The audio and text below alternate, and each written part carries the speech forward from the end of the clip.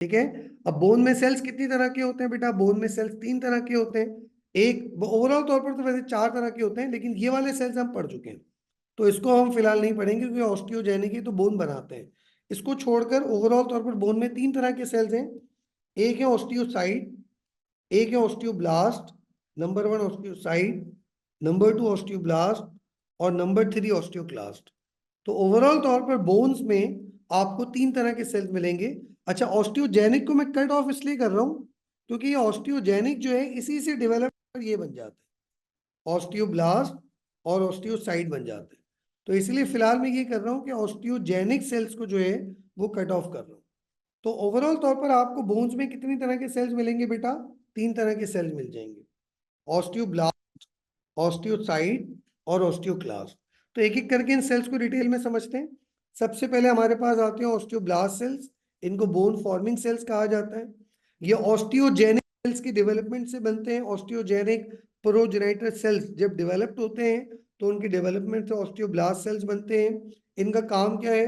ये bone matrix बनाते हैं, ये नए बोन सेल्स बनाते हैं, और ये ऑस्टियोसाइट्स को बनाने के, यानी कि जो ऑस्टियोसाइट्स हैं वो ऑस्टियोब्लास्ट के डेवलपमेंट के बाद बनते हैं। ये बात याद रखिएगा कि ऑस्टियोजेनिक स्टेम सेल से ऑस्टियोब्लास्ट बनते हैं और ऑस्टियोब्लास्ट के डेवलपमेंट से ऑस्टियोसाइट बनते हैं। तो ये तीनों एक दूसरे की डेवलपमेंट से बनते हैं, ऑस्टियोजेनिक से ऑस्टियोब्लास्ट, ऑस्टियोब्लास्ट से ऑस्टियोसाइट। ये तीनों एक के बाद एक डेवलपमेंट से बनते हैं, एक के बाद एक फॉर्मेशन से बनते हैं। अब आते हैं osteocyte. Osteocyte mature bone cells होते हैं, ऐसे सेल्स हैं जो मिच्योर हो जाते हैं, ये ऑस्टियोसाइट हैं थर्ड वाले। Form by the maturation of osteoblast, osteoblast की मिच्योरेशन से बनते हैं, और ये लेक्यूनाई में रहते हैं। ये ऑस्टियोब्लास्ट जो होते हैं, ऑस्टियोसाइट्स, ऑस्टियोसाइट्स जो होते हैं ये एक कैविटी के अंदर रहते हैं। इस कैविटी को हम लेक्यूनाई कहते हैं। इस कैविटी को कहा जाता है लेक्यूनाई। लेक्यूनाई कैविटी का नाम है, और इसके अंदर जो सेल्स रहते हैं इसको कहा जाता है ऑस्टियोसाइट। और याद रखिएगा पहले ऑस्टियोब्लास्ट होते हैं, और ऑस्टियोब्लास्ट में डेवलपमेंट हो जाती है, मेच्योरेशन हो जाती है, तो मेच्योरेशन के बाद ऑस्टियोब्लास्ट कन्वर्ट होकर ऑस्टियोसाइट बन जाते हैं।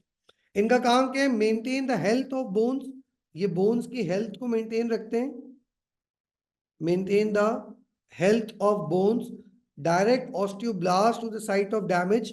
ये साइट ऑफ डैमेज को डायरेक्ट करते हैं। अगर बोन्स में कोई जगह क्रैक हो जाए, टूट जाए, तो उस क्रैकिंग जगह पर ऑस्टियोब्लास्ट को भेजने का काम करते हैं ताकि वो जगह रिपेयर हो सके। ठीक है। तीसरा आते हैं हमारे पास osteoclast cells, bone eating cells भी कहा जाता है इनको। ये क्या करते हैं? ये पुराने सेल्स को खत्म कर देते हैं।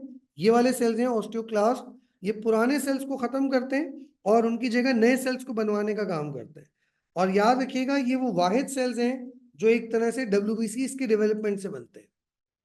ये डब्ल्यूबीसीज के जरिए बनते हैं, व्हाइट ब्लड सेल से बनते हैं।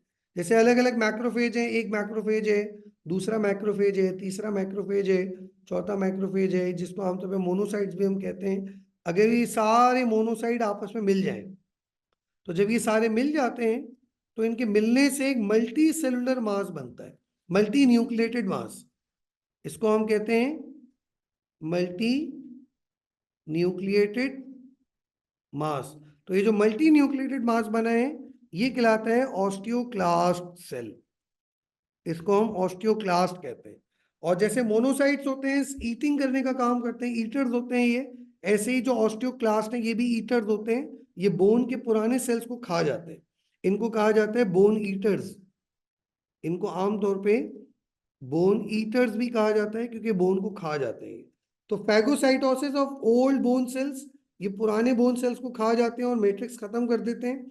डीमिनरलाइजेशन और रिपेयर ऑफ बोन में बहुत मदद करते हैं। जब बोन पुरानी हो जाती है उसके पुराने मिनरल्स को खत्म करके नए मिनरल्स पैदा करवाते हैं। और बोन में अगर कोई जख्म हो जाए तो उस जख्म के जो पुराने सेल्स हैं, डेड सेल्स हैं, उनको ये खा पी के खत्म करते हैं ताकि रिपेयर होने में मदद मिल सके। तो ये काम होता है इंपॉर्टेंट ऑस्टियोक्लास्ट सेल का। अब आपको इसमें 3 तरह के सेल्स पढ़ लिए, बोन की कवरिंग हमने समझ ली, बोन का जो स्ट्रक्चर था वो भी हमने समझ लिया। मुझे बताइए इस लेक्चर में यहाँ तक अगर आपको कोई प्रॉब्लम है तो मुझे बताइए, इसमें फिर हम उसमें डिस्कशन करके उसको क्लियर कर देंगे। जवेरिया बेटा, यहां तक अगर कोई प्रॉब्लम है तो जल्दी से बताएं।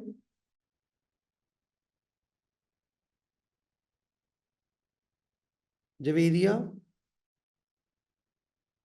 क्लियर है सब लोग? सब कुछ क्लियर है? जितना अभी तक समझाया सब क्लियर है जी? ठीक है। तो बस मेरे ख्याल से आज की क्लास में ये तक ही करते हैं। तो इंशाल्लाह नेक्स्ट क्लास में नेक्स्ट टॉपिक पर आपसे दोबारा मुलाकात होगी, दोबारा बात होगी इंशाल्लाह। और यहाँ तक हमारा बोन क्लियर हो गया।